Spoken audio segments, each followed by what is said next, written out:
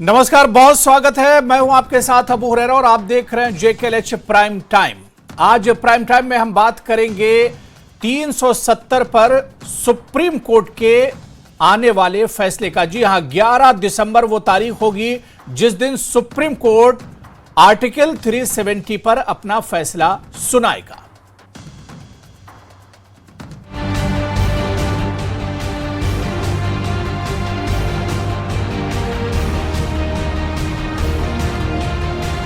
Argue किया गया, पेश किया गया, तो हमें पूरी उम्मीद है इंसाफ हमें होगा। मुल्क के कॉन्स्टिट्यूशनल आर्डर का हुकूक वो बहाल हों। 370 जब दफन किया गया था उसको कफन बना के फिर 370 को दफन किया गया। मुर्दे लोग को भी वापस नहीं आया।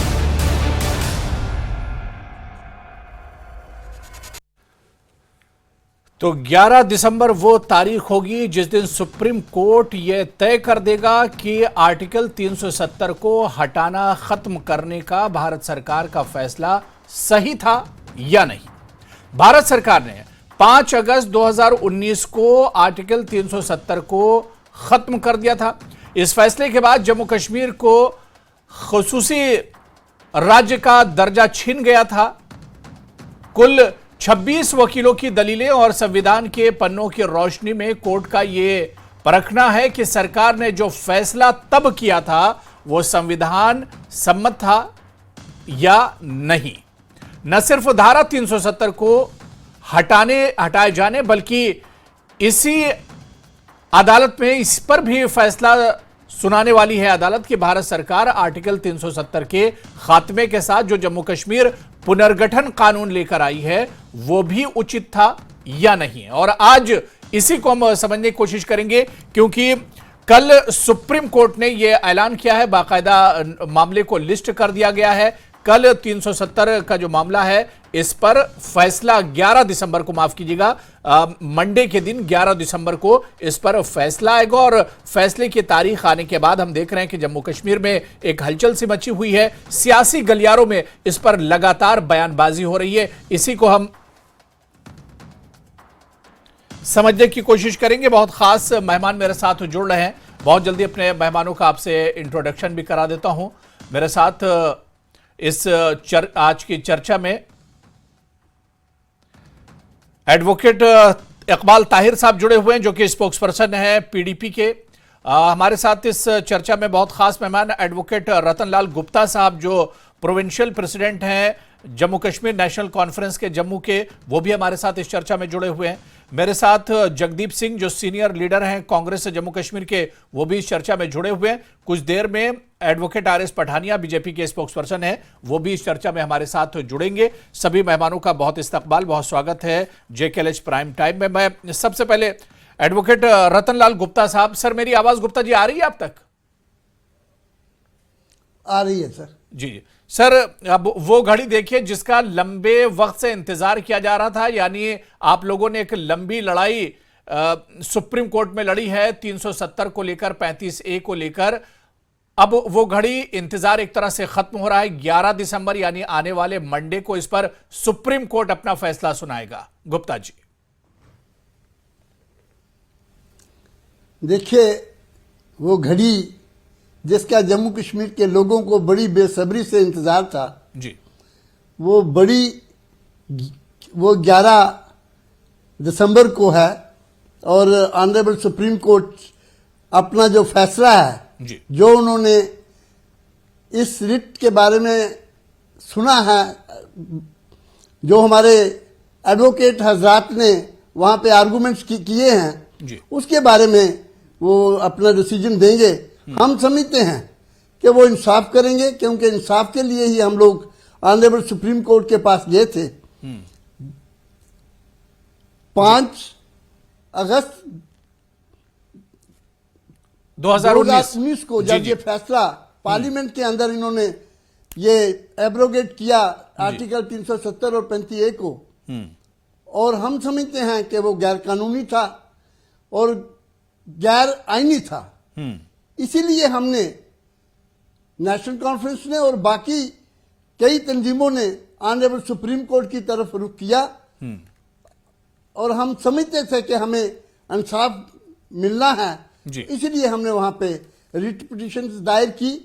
और मेरे ख्याल में हमें तो पूरी जम्मू कश्मीर के लोगों को पूरी उम्मीद है जी कि हमारे साथ इंसाफ होगा, क्योंकि 370 और 35 जो था, जम्मू कश्मीर के लोगों की आन बान शान और उनकी इंटेग्रिटी थी, उनकी पहचान थी। जी और इसीलिए मैं समझता हूं कि उस आन बान शान और हमारी पहचान जो हमसे छीनी गई गैर कानूनी तरीके से और गैर आईनी तरीके से, वो ऑनरेबल सुप्रीम कोर्ट हमें पूरा इंसाफ देगा और वो बहाल करेगा। बिल्कुल जाहिर सी बात है मैं कि अब समझता हूं 11 दिसंबर को क्या कुछ फैसला आएगा, इसका बेसब्री से एक तरह से इंतजार किया जा रहा है। मैं एडवोकेट इकबाल ताहिर साहब आपके पास आना चाहूंगा। इकबाल ताहिर साहब, बेसब्री से इंतजार हो रहा है क्योंकि एक लंबा वक्त गुजर गया है, 370 का पूरा मामला सुप्रीम कोर्ट में था। लेकिन इकबाल ताहिर साहब, इस ऐलान के बाद कि 11 दिसंबर को यह फैसला आएगा, हम देख रहे हैं कि सियासी पार्टियों के अपने अपने रद्द-ए-अमल हैं और पीडीपी की तरफ से तो बहुत चौंकाने वाला रद्द-ए-अमल आया। इल्तिजा मुफ्ती का जो बयान है, इस पर काफी बयानबाजी हो रही है। देखिए, जहां तक पीडीपी का ताल्लुक है, जी हम समझते हैं जी कि यहाँ पे सिर्फ 370 ही नहीं, बल्कि जो मसले कश्मीर है उसको हल करने की जरूरत है। जी जब तक जो कश्मीर का जो इशू है इसको रिजॉल्व नहीं किया जाएगा, तब तक यहाँ पे परमानेंट पीस, परमानेंट प्रॉस्पेरिटी नहीं हो सकती है। आप कितनी भी डेवलपमेंट करें, जी जब तक जो बेसिक पॉलिटिकल इशू है उसको रिजॉल्व नहीं किया जाएगा, तब तक हल नहीं मिल पाएगा। जहां तक 370 की बात है, हम समझते हैं कि बीजेपी ने 370 को एब्रोगेट करने की तरीके से जो गोल पोस्ट है उनको चेंज करने की कोशिश की है। आज आप देखिए, आज ये कोशिश कर रहे हैं कि यहाँ पे लोग 370 को भूल जाएं, पॉलिटिकल इशू को भूल जाएं, अब वो खाली जो इलेक्शंस हैं उनके बारे में बात करें। बीजेपी तो बहुत पहले से कह रही कि 370 तो अब तारीख की बात हो गई है। देखिए, एक पॉलिटिकल पार्टी अपने अगर मैनिफेस्टो में कोई बात डालती है और फिर उस चीज को अपनी पार्लियामेंट्री मेजॉरिटी को अब्यूज करके, उसको मिसयूज करके उस चीज को एब्रोगेट करती है, तो वो इस चीज पर रिलाई नहीं कर सकते कि हम तो बहुत सालों से कह रहे थे। मसला ये है कि उनको समझना है जो 370 है, ये ना हमें पाकिस्तान ने दिया है, ना हमें यूनाइटेड नेशन ने दिया है, बल्कि ये हमारे मुल्क के कॉन्स्टिट्यूशन का एक इम्पॉर्टेंट प्रोविजन था, परमानेंट प्रोविजन था।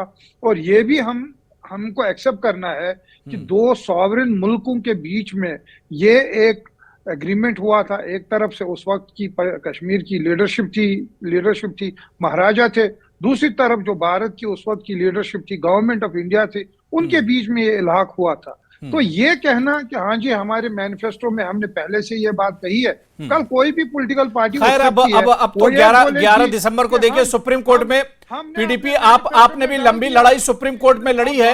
अब 11 दिसंबर को क्या कुछ फैसला आता है, ये देखना बहुत अहम होगा। बिल्कुल, कि हमने जी उसको एब्रोगेट कर दिया, जी वो जी, कोई जस्टिफिकेशन नहीं होगा। नहीं, मैं ये कह रहा हूं कि अब तो मामला देखिए सुप्रीम कोर्ट में जो सुनवाई होनी थी, सुप्रीम कोर्ट ने बहुत गौर फिक्र इस पर किया है और एक लंबी बहस इस पर चली है। अब क्या कुछ फैसला होगा ये देखना बहुत अहम होगा। मेरे साथ एक और खास मेहमान इस चर्चा में एडवोकेट आर.एस. पठानिया साहब भी, जो स्पोक्स पर्सन है बीजेपी के, वो भी चर्चा में जुड़ चुके हैं। आर.एस. पठानिया जी, आपका भी बहुत स्वागत है जेकेएल प्राइम टाइम में। मैं जगदीप सिंह जी आपके पास आना चाहूंगा। मिस एडवेंचर था उस वक्त की सरकार, उस वक्त के नेता और गृह मंत्री जी के बयान को अगर रेफर करें, ये बहुत बड़ा एक नेहरूवियन ब्लंडर था। धारा 370 का सीधा सीधा आप जिसे कहते हैं परसेप्शन में सीधा अंडरस्टैंडिंग अगर उसकी, एक देश में दो निशान दो प्रधान कैसे हो सकते हैं, एक देश में दो कॉन्स्टिट्यूशन कैसे लग सकते हैं। खैर उस वक्त नेहरू जी ने कन्विंस कहा, पूरा देश ने दिया, मैं नहीं बोलूंगा किसी एक पॉलिटिकल जमात ने दिया, एक कंसेंसस बना दिया, लेकिन ये एक्सपेरिमेंट फेल हो गया। 1953 में शेख अब्दुल्ला को अरेस्ट करना पड़ा, उनकी सरकार गिरानी पड़ी। 1963 में अगर आप देखें नेहरू जी का भाषण, जो पार्लियामेंट में खुद बोले नेहरू जी कि धारा 370 is as good as shell, वो एक ढक्कन की तरह है, उसके अंदर है कुछ नहीं, खोखला है बिल्कुल, वहां पे हमने इसको बिल्कुल खोखला करने का काम किया है। नरसिम्हा राव जी कांग्रेस के प्रधानमंत्री बोले कि ये घिसती घिसती खुद ही चले जाएगी। मोरारजी देसाई बोले इट शुड गो।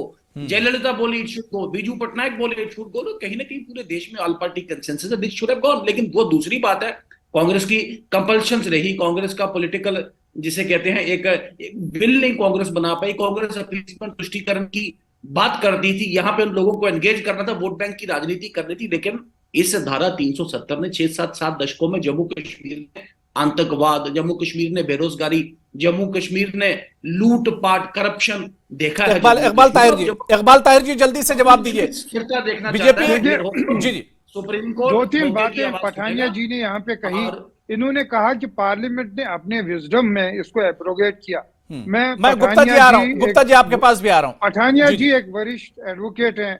आप 370 का कॉन्स्ट्रक्ट देखिए कि पार्लियामेंट तब तक इसको एब्रोगेट नहीं कर सकता जब तक जम्मू कश्मीर की जो जो यहाँ का लेजिस्लेचर है उसको अप्रूव नहीं कर सकता। एक बात। पठानिया जी आप बोल सकते हैं बीच में, आप बोल सकते हैं जी। 370 एक फेल एक्सपेरिमेंट है। मैं इकबाल साहब इनको एक याद स्टेप दिलाना आगे जाएं कि चाहता हूं कॉन्स्टिट्यूएंट असेंबली, कि आर्टिकल 371 वहां पे लैंग्वेज क्या है है? Constituent assembly. आर्टिकल 371 में आप कम से कम 12 स्टेट्स को ये प्रोटेक्शन दे रहे हैं। फिर आप मुझे बताएं 6 शेड्यूल क्या है? आप आर्टिकल 371 को क्यों एब्रोगेट नहीं कर रहे हैं? आप 6 शेड्यूल को क्यों नहीं रिमूव कर रहे हैं? देखिए, ये जो 370 के पीछे आप लगे हैं, ये आपकी जो हिंदुत्व की माइंडसेट है उसकी वजह से ये हुआ। ये जो आपको मुस्लिम्स के अगेंस्ट तुष्टीकरण है उसके वजह से आपने 370 को एब्रोगेट किया है। आपको याद रखना चाहिए डॉक्टर श्यामा प्रसाद मुखर्जी उसी कैबिनेट के मेंबर थे, उसी कैबिनेट के मिनिस्टर थे जिसने 370 को अप्रूव किया। आप कह रहे हैं 370 फेल्ड आइडिया था, 370 एग्रीमेंट था। ठीक है पठानिया जी आप जवाब दीजिएगा, लेकिन रतनलाल गुप्ता साहब भी कुछ कहना चाह रहे हैं, उनका जवाब भी ले लेता हूं। रतनलाल गुप्ता साहब का जवाब ले लेता हूं, उसके बाद पठानिया जी दोनों का जवाब दीजिए। गुप्ता जी जी रतनलाल गुप्ता जी जल्दी है सर, बात रखिए। देखिए जी ये बहुत ही दुख की बात है जी कि जो आर्टिकल 370 को ये कह रहे हैं ब्लैक स्पॉट है। मैं समझता हूं ये कहना दुरुस्त नहीं है। और दूसरी बात ये कह रहे हैं कि एक निशान, एक प्रधान और एक, देखिए यहां तक चीफ मिनिस्टर, पहले प्राइम मिनिस्टर हुआ करते थे, अब तो चीफ मिनिस्टर थे। 370 एब्रोगेट करने से पहले तो चीफ मिनिस्टर थे, उसके बाद यहाँ पे प्रेसिडेंट कोई नहीं थे, यहाँ गवर्नर थे। और उसके बाद जहां तक निशान फ्लैग का ताल्लुक है, वो तो नॉर्थ ईस्ट की स्टेटों में अपना अपना फ्लैग है। इसमें कौन सी नई बात की इन्होंने? दूसरी बात ये कि जो इतिहास ये कह रहे हैं कि इतिहास हो गया, बड़ी बदकिस्मती है कि रतनलाल गुप्ता जी थोड़ा हट के बात करें। केस चल रहा है मैं थोड़ा और हमने चैलेंज किया कि ये जो किया इन्होंने एप्लीकेशन 370 की वो अनकॉन्स्टिट्यूशनल जम्मू कश्मीर का नागरिक, मैं जम्मू इसलिए कश्मीर का नागरिक होने से एक बात करता हूँ। मेरी बात सुन लेंगे। इतना बड़ा वसी, इतना बड़ा मुल्क, मैं भी एक मिनट अपने स्टैंड पॉइंट से हट के बात करूंगा, बड़ी बोल्ड बात करूंगा। अरे कौन सी बात की धारा 370? ये टेम्परेरी था। मैं कहता हूं हिंदुस्तान परमानेंट भी कर देता इसको। लेकिन इस छोटी सी कंसेशन को हमने कहीं ना कहीं कंसीव किया कि ये कोई जिसे कहते हैं कौड़ियों भर की कोई कॉस्ट है जो भारत के साथ एक्सीड करने की हमें दी है। इस धारा 370 को देने का मतलब है कि अली शाह जिलानी बोलेंगे पूरे देश का ऑल पार्टी डेलीगेशन उनके पास जाएगा, वो दरवाजा बंद करेंगे, या महबूबा जी बोलेंगी देश का झंडा उठाने वाला कोई नहीं होगा, या फारूक अब्दुल्ला साहब कहेंगे कि चीन की मदद लाएंगे धारा 370 के लिए। आपने पूरे देश से कंसेशन लिया। अरे पूरे देश में भी तो मुस्लिम रहते हैं, कश्मीर में कोई जवाब दीजिए। कानून है कि नहीं, कॉन्स्टिट्यूशन है कि नहीं, क्या ये कॉन्स्टिट्यूशन के मुताबिक किया गया? वेलकम करता हूं, ये कॉन्स्टिट्यूशन के मुताबिक किया गया। ये थोड़ी है धांधली करके भी कर सकता कोई भी। आप ये मुल्क बहुत बड़ा है। आप क्या समझते हैं कि जम्मू कश्मीर बिकाऊ है? ये बकने वाली स्टेट है? क्या बात करते हैं आप? वजह से ही आपका नैरो माइंडेड, आप क्या बात कर रहे हैं? आप कानून के तहत करिए बात को भी करनी है, कॉन्स्टिट्यूशन के मुताबिक कीजिए। और ऑनरेबल सुप्रीम कोर्ट में इसका केस चल रहा है और आप इतिहास बना रहे हैं इसको। आप सुप्रीम कोर्ट को चैलेंज कर रहे हैं, उसके डिसीजन को चैलेंज कर रहे हैं। अभी एक डिसीजन आया नहीं, आपने इतिहास पहले बना दिया। क्या बात करते हैं आप? रतनलाल जी देखिए, मैं बता दूं कि चलिए संविधान के मापदंड पे ये फैसला दिया जाएगा। और आप देखिए ये संविधान की सबको मालूम था मापदंड जो भी मापदंड है वो आप ठीक है, सुनिए। ठीक है, वन बाय वन, एक एक करके, हम नहीं नहीं, इज्जत और मान एक का एक पहलू करके, देखिए। एक वन बाय वन, मैं आ रहा हूँ, सबके पास आ रहा हूँ। इकबाल जी जल्दी से बात पूरी कर लीजिए। ताहिर इकबाल जी बात पूरी कर लीजिए, मैं आ रहा हूँ। जगदीप जी मैं आ रहा हूँ, जगदीप जी मैं आ रहा हूँ। ठीक है। जो भारतीय जनता पार्टी है, न ये किसी इंस्टीट्यूशन को रेस्पेक्ट करते और नए कॉन्स्टिट्यूशन को रेस्पेक्ट करते। इनको मालूम था कि दिसंबर में इस ये जो 370 की जो जजमेंट है इस पे डिसीजन आना है, तो उसके बावजूद भी इन्होंने कल ही पार्लियामेंट में J&K रिजर्वेशन एक्ट पास किया।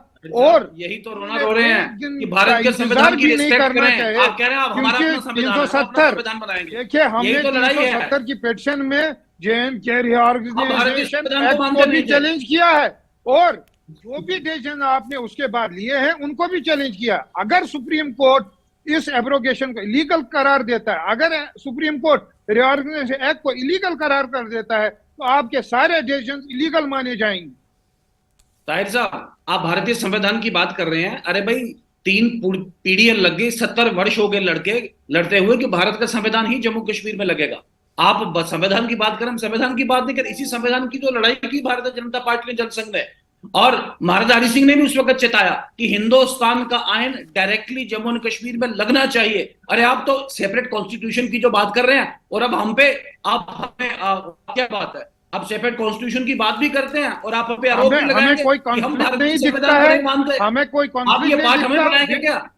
दो आपने 7 कॉन्स्टिट्यूशन दशकों में क्या कोई किया? कॉन्फ्लिक्ट नहीं था, अभी एक ट्यूशन दोनों हमें दे, अब क्या? कॉन्स्टिट्यूशन सिंपनी में काम भारत कर के रहे थे, संविधान की ट्यूशन दोनों आप हमें कॉन्स्टिट्यूशन क्या? मिलके काम कर रहे थे।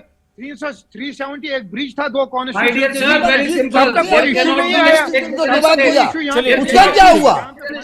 नहीं, जम्मू Nation कश्मीर के cannot कॉन्स्टिट्यूशन hold को ठीक है, मैं आ रहा हूँ गुप्ता जी, मैं आ रहा हूँ गुप्ता जी थोड़ा सुनिए, मैं आ रहा हूँ। जगदीप जी बहुत देर से वेट कर रहे हैं, जगदीप जी वेट कर रहे हैं। ठीक है, नागालैंड के ठीक है, बात हो गई। इकबाल ताहिर जी मैंने समय दे दिया है, इकबाल ताहिर जी मैंने समय दे दिया है। जगदीप जी आप अपनी बात रखिए।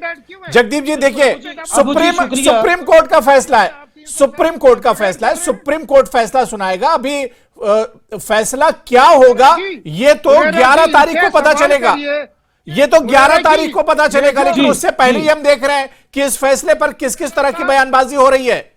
अबू जी, मैं एक चीज बड़ी फिर से स्पष्ट कर दूं, जैसे अभी मेरे भारतीय जनता पार्टी के मित्र ने कहा, मैं आ रहा हूं इकबाल ताहिर जी मैं आ रहा हूं। इकबाल ताहिर जी वेट इकबाल ताहिर जी, इकबाल ताहिर मैं आ रहा हूं, इकबाल ताहिर जी मैं आ रहा हूं। शायद उनको आवाज नहीं आ रही थी।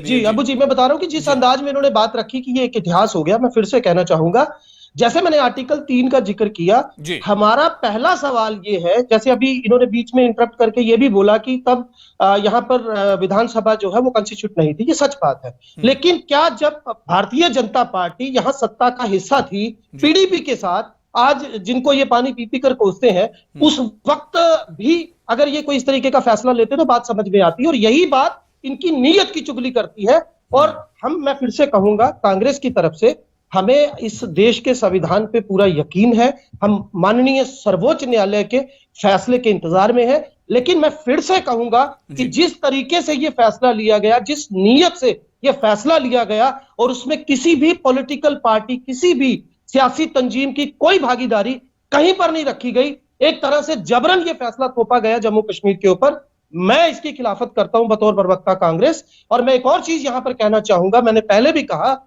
आखिर आज जम्मू कश्मीर के लोगों को इस टूटन से हासिल क्या हुआ? अगर हम इस पर बात करें, मैंने पहले कहा, आज यहाँ के जो लोग हैं, पठानिया जी आर एस पठानिया जी, देखिए जगदीप, कांग्रेस या दूसरी जो पार्टियां हैं कि किसी को कॉन्फिडेंस में नहीं लिया गया।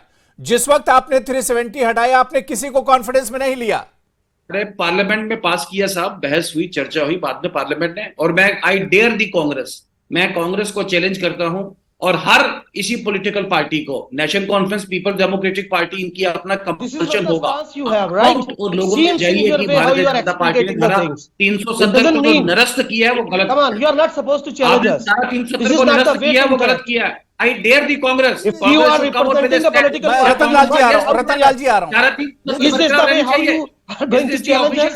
Congress not at all. अरे भाई, नेहरू जी ने इतना बड़ा ब्लंडर करके पूरा देश या पूरे साउथ एशिया की पीस को खतरे में डाल दिया, और एक पार्ट जम्मू एंड कश्मीर का पाकिस्तान के कंट्रोल में, एक पार्ट जम्मू एंड कश्मीर का चाइना के कंट्रोल में, और जम्मू एंड कश्मीर जो हमारे पास है, अपने देश में जाने के लिए लोगों को परमिट लगेगा। क्या बात है, अपने देश के एक छोटे से प्रदेश पे जाने के लिए परमिट लेके आपको आना पड़ेगा। आप जमीन नहीं खरीद सकते। आप जम्मू कश्मीर का आदमी कर्नाटक बेंगलोर में जमीन खरीदे नौकरी करे, लेकिन कर्नाटक केरल वाला ना जम्मू एंड कश्मीर में नौकरी करेगा, ना जम्मू एंड कश्मीर में यहाँ पे जमीन खरीद सकता है। भाई कहाँ दुनिया कहाँ बैठी है भाई साहब। जो भारत का रहने वाला आदमी आज भारतीय मूल का आदमी इंग्लैंड का प्रधानमंत्री है, दूसरा भारतीय मूल का आदमी यूएस का।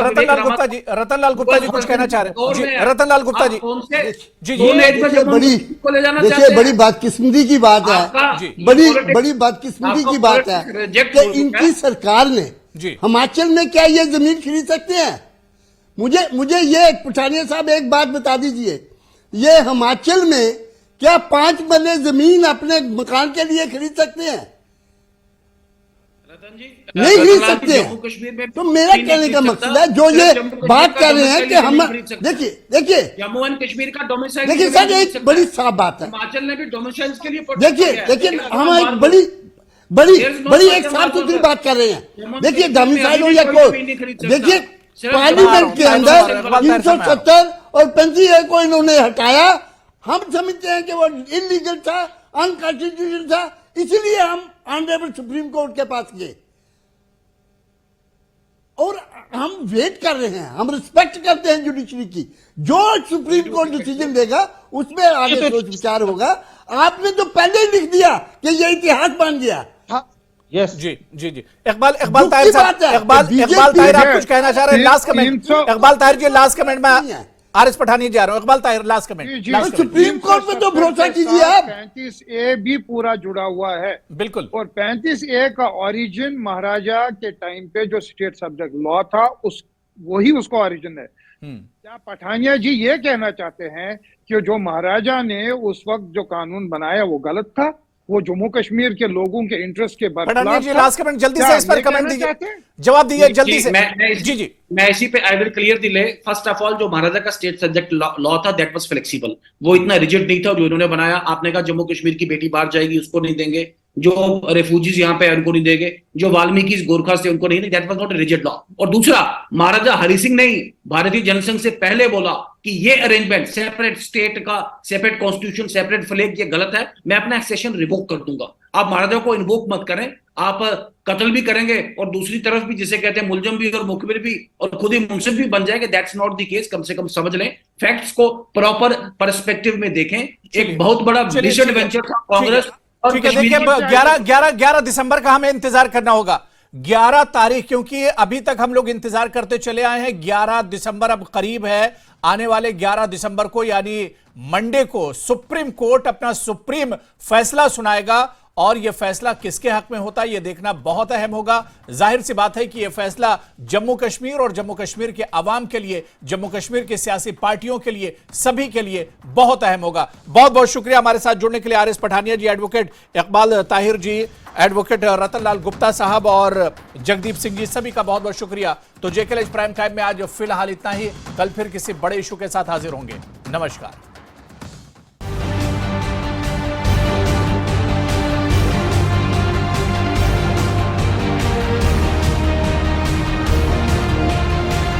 आर्ग्यू किया गया, पेश किया गया, तो हमें पूरी उम्मीद है इंसाफ हमें होगा। मुल्क के कॉन्स्टिट्यूशनल आर्डर का हुकूक वो बहाल हो। 370 जब दफन किया गया था उसको कफन बना के फिर 370 को दफन किया गया। मुर्दे लोग को भी वापस नहीं आए।